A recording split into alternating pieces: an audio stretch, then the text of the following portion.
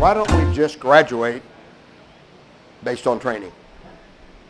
Anybody ever been to a certification where you got a certificate at the end of it? Whether jiu-jitsu or Muay Thai or something else, what kind of certification was it? Jiu-jitsu, somebody else? Any? Mixed martial arts. Tell me a few more. Excuse me? At the end of it, did everybody get a certificate? That's the deal. I'm hoping to get a certificate at the end of this. You could. Well, I'm Korean a little bit, so you have, no. I'm joking. I'm not Korean. But, no. But so the whole thing is, you all got a certificate at the end of your kickboxing certification. So I consider testing and graduation as just a certification. On the 30th class, I want you to graduate in the class, and I'll make as big a deal about it as I can, but I won't have to chase you because you missed. And parents won't say we're going to be out of town. And somebody will say we can't be there that day, because they will be there on the 30th day. So I quit the testing and just let them graduate. Let them graduate on the 30th class. When they have 300 classes, they can now take the first official test to test for their black belt. First, they're going to have 300 hours. They'll get the first black belt recommended. I'm not telling you to do it. Just if you don't, you're stupid. But I'm just joking. You're not that stupid. But it took me a long time, 50 years to change, because I also had peer pressure from dead people. I had the same, every 2 weeks I was trying to get people ready for test. They didn't learn shit in 2 weeks, you know that. They went from here to here. That's it. They still couldn't fight, they still couldn't do anything. So 30 hours, 300 hours, and it's made my life so simple. So now that's the first one I'm trying to slay. What's it take to be a black belt? 300 hours of training. Because I think real training begins at black belt. It doesn't start before that, and it doesn't mean you're a world killer. It doesn't mean you got to register your hands. It doesn't mean any of that crap, right? It just means I accomplished this. And it can mean whatever you want it to mean. It can mean, yeah, we got married last year, you're a black belt. It can mean that. Some of you have done that. Okay, so it can mean whatever you want it to be. But in mine, it's a sign of education. That's all it is.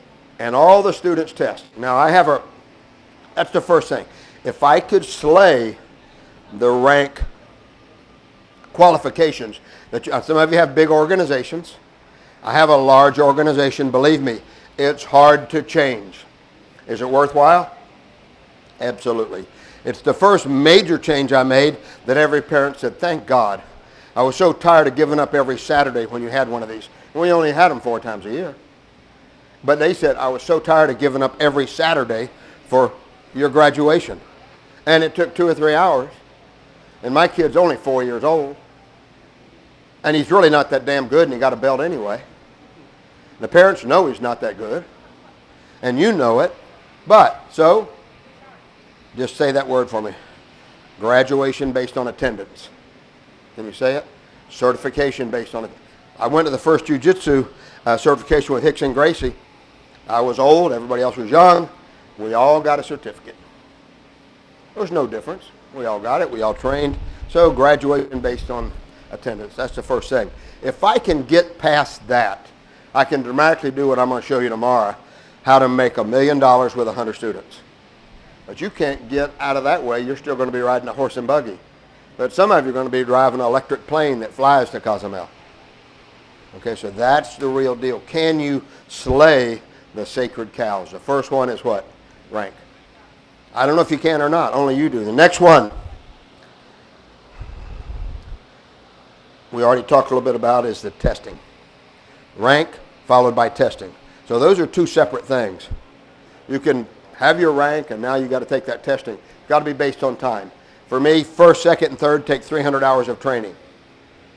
4th, 5th, and 6th take 400 hours of training. 6th, 7th, 8th, and 9th, 6th, 7th, 8th, and 9th take 500 hours of training. To get to 10th degree, after everything else is done, takes 10,000 hours of training. Make sense? And it's all set out. Everybody knows. But after black belt, you are testing. And the testing is very vigorous, very hard. It lasts about an hour and a half, 2 hours, depending on which style it is. And you will, if you finish, you'll be amazed at yourself. And you'll be proud that you finished. It won't be based on you knowing a new form or anything else. It'll be based on I made it. Just like when anybody here SEALs or Rangers or You're in the military in a special unit, nobody in here, with nobody volunteered. I can't be proud of anybody. Okay, nobody in here, or a SWAT team. Those guys, when they finish one of their camps and they're finally accepted into it, they feel fantastic. That's how I want my black belts to feel. But put in 300 hours, take an hour and a half, 2 hour test, drive them to the limit, and they make it, and they know, I did make it. Here's the second part you got to be willing to accept. Every year they have to defend their black belt. Because if you haven't trained in the last year, you're no longer what you were. You're no longer. Every year you got to defend your black belt or test for a new rank. It's not like I got a black belt 45 years ago, I'm still one. No, you're not. It's my experience that you're not a black belt anymore. You were a black belt. I still got my black belt, I know. But you're not one. That's two different things. You can have one and not be one because you just don't train. You don't find value in training. But if I want to build a school that does $1 million, I better realize that. I need to have something for black belts. Because I don't know how much time I have, but talking about retention. You talked about retention, you talked about retention. Two totally different stories, right? So here's what I know. At one point, I built an organization with 1,200 schools, and I looked at every testing. Every single testing number in the whole organization. Every school, good instructor that absolutely sucked, had 1 year of enrollment plus 10% in their color belts. They're after school, everybody stayed forever until they died or grew out of it. Black belts, if they're training after black belt, you can't get rid of them because they're chronics. Like you and I, we can't quit. So I don't count black belts in my retention. I don't count after school, I take color belts. If you enrolled this year, how many of you are still training? The average school loses, like you said, about 4% of the color belts. You may not lose any of your black belts, right? The other thing is everybody has a sign on their school that says, this is the black belt school. I go, really? Where are the black belts? You don't have any black belts.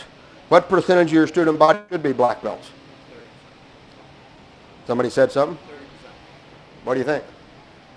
For me, because I'm going to show you tomorrow a color belt school that makes $1 million, and I think I need an equal number of black belts. I think 50% of my student body should be black belts. That takes a certain curriculum.